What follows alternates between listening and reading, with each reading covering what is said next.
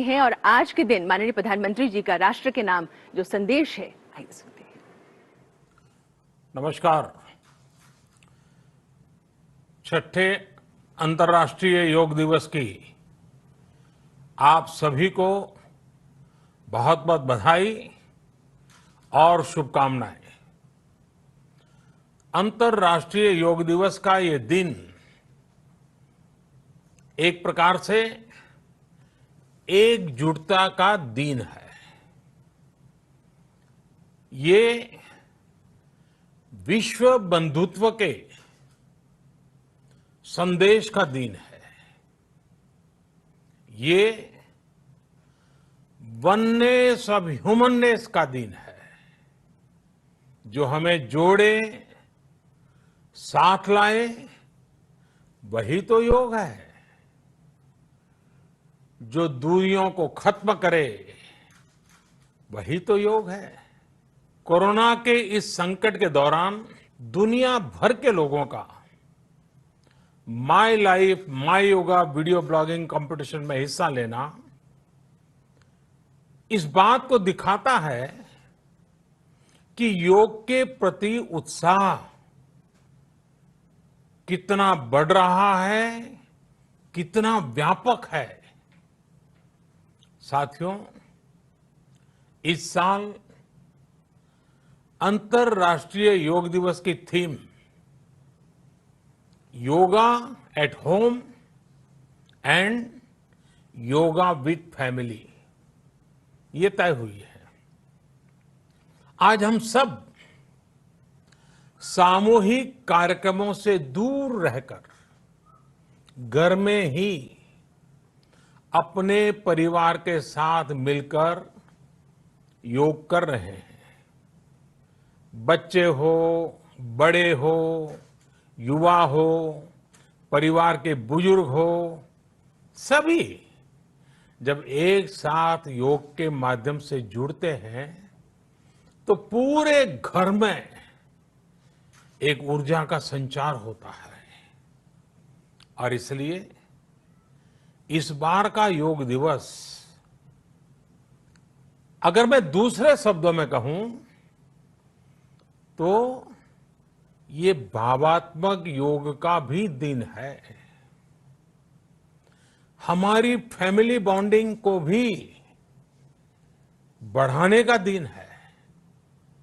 साथियों, corona pandemic के कारण आज दुनिया योग की जरूरत को पहले से भी अधिक गंभीरता से महसूस कर रही है। अगर हमारी इम्यूनिटी स्ट्रांग हो तो हमें इस बीमारी को हराने में बहुत मदद मिलती है। इम्यूनिटी को बढ़ाने के लिए योग की अनेक विध विधियां हैं, अनेक प्रकार के आसन हैं। वो आसन ऐसे हैं जो हमारे शरीर की स्ट्रेंथ को बढ़ाते हैं, हमारे मेटाबॉलिज्म उसको शक्तिशाली करते हैं। लेकिन कोविड-19 वायरस खासतौर पर हमारे श्वसन तंत्र यानी कि रेस्पिरेटरी सिस्टम पर अटैक करता है। हमारे रेस्पिरेटरी सिस्टम को स्ट्रांग करने में जिससे सबसे ज्यादा मदद मिलती है वो है प्राणायाम। प्राणायाम यानी एक प्रकार से ब्रीथिंग एक्सरसाइज है। सामान्य तौर पर अनुलोम विलोम प्राणायाम ये एक प्रकार से पॉपुलर भी हैं, आप भी जानते हैं और लोग भी जानते हैं, करके भी दिखाते हैं। ये प्रभावी भी है। लेकिन प्राणायाम के अनेक प्रकार है। इसमें अगर आप प्राणायाम को जानने वालों से मिलोगे तो बताएंगे शीतली है, कपालभाति है, भ्रामरी है, भस्त्रिका है, बहुत है, अनगिनत है। अब तो नए नए जुड़ते भी चले जा रहे हैं।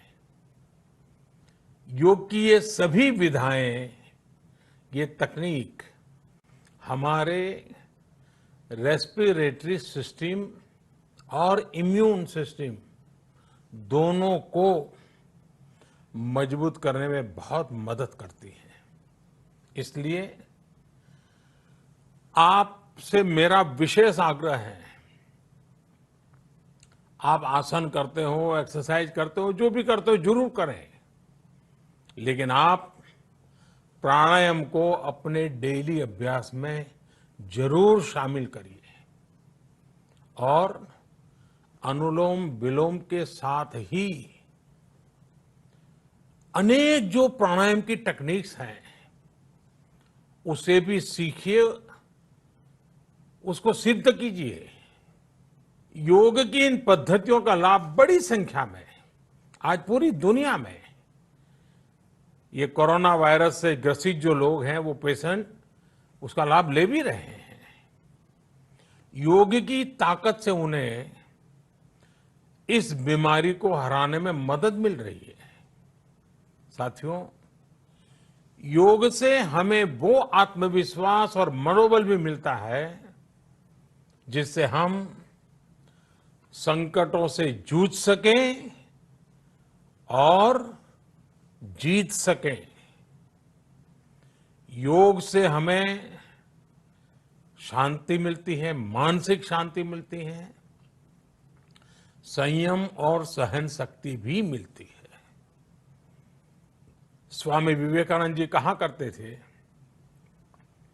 एक आदर्श व्यक्ति वो है जो नितांत निर्जन में भी क्रियाशील रहता है और अत्यधिक गतिशील में भी संपूर्ण शांति का अनुभव करता है।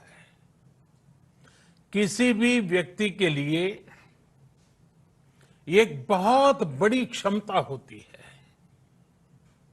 जब बहुत ज्यादा विपरीत परिस्थिति हो तब भी एक्टिव रहना, थककर हार न मानना, बैलेंस रहना, ये सारी चीजें योग के माध्यम से हमारे जीवन में स्थान प्राप्त करती हैं, हमारे जीवन को बदल देती है, ताकत देती है। और इसलिए आपने भी देखा होगा, महसूस किया होगा, योग का साधक कभी संकट में धैर्य नहीं खोता है।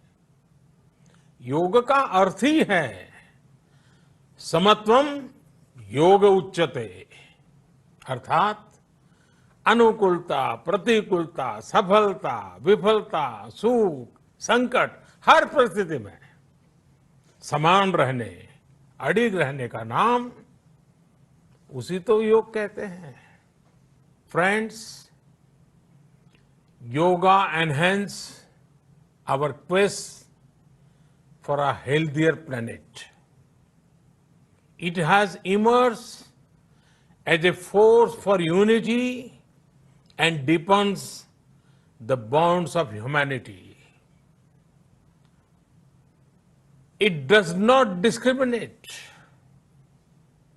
It goes beyond race, color, gender, faith, and nations. Anybody can embrace yoga. All you need is some part of your time and empty space. Yoga is giving us not only the physical strength, but also mental balance and emotional stability to confidently negotiate the challenges before us. Friends, if we can fine-tune our course of health and hope, the day is not far away when world will witness the success of healthy and happy humanity.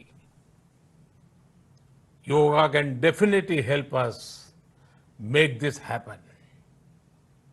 साथियों, जब हम योग के माध्यम से समस्याओं के समाधान की बात कर रहे हैं, दुनिया के कल्याण की बात कर रहे हैं, तो मैं योगेश्वर कृष्ण के कर्मयोग का भी आपको पुनः स्मरण करना चाहता हूं। गीता में भगवान कृष्ण ने योग की व्याख्या करते हुए कहा है, योगः कर्मसु कौशलम, अर्थात कर्म की कुशलता ही योग है। Efficiency in action is yoga. ये मंत्र सदा सर्वदा हमें सिखाता है कि योग के द्वारा जीवन में अधिक योग्य बनने की क्षमता पैदा होती है। अगर हम अपना काम अनुशासन से करते हैं, अपना दायित्व निभाते हैं, तो भी एक तरह का योग ही है। साथियों, कर्मयोग का एक विस्तार और है। हमारे यहां कहा गया है, युक्त आहार विहारस्य युक्त चेष्टस्य कर्मसु युक्त स्वप्नावबोधस्य योगो भवति दुखा। अर्थात सही खान पान, सही ढंग से खेलकूद, सोने जागने की सही आदतें और अपने काम, अपनी ड्यूटीज को सही ढंग से करना ही योग है। इसी कर्मयोग से हमें सभी तकलीफों और समस्याओं का समाधान मिलता है। इतना ही नहीं, हमारे यहां निष्काम कर्म को बिना किसी स्वार्थ के सभी का उपकार करने की भावना को भी कर्मयोग कहा गया है। कर्मयोग की ये भावना भारत के रग रग में रची बसी है। जब भी जरूरत पड़ी, भारत के इस निस्वार्थ भाव को पूरी दुनिया ने अनुभव किया है। साथियों, जब हम योग से चलते हैं, कर्मयोग की भावना से चलते हैं, तो व्यक्ति के तौर पर, समाज के तौर पर, देश के तौर पर हमारी शक्ति भी कई गुना बढ़ जाती है। आज हमें इसी भावना से संकल्प लेना है। हम अपने स्वास्थ्य के लिए, अपनों के स्वास्थ्य के लिए हर संभव प्रयास करेंगे। एक सजग नागरिक के रूप में हम परिवार और समाज के रूप में एकजुट होकर आगे बढ़ेंगे। हम प्रयास करेंगे कि yoga at home and yoga with family को अपने जीवन का हिस्सा बनाएं। ये सिर्फ एक दिन के लिए नहीं होना चाहिए। और अगर हम ये करेंगे तो हम जरूर सफल होंगे, हम जरूर विजयी होंगे।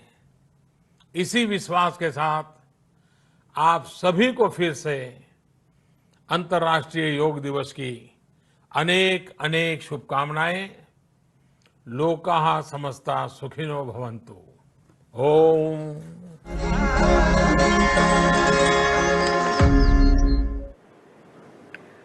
माननीय प्रधान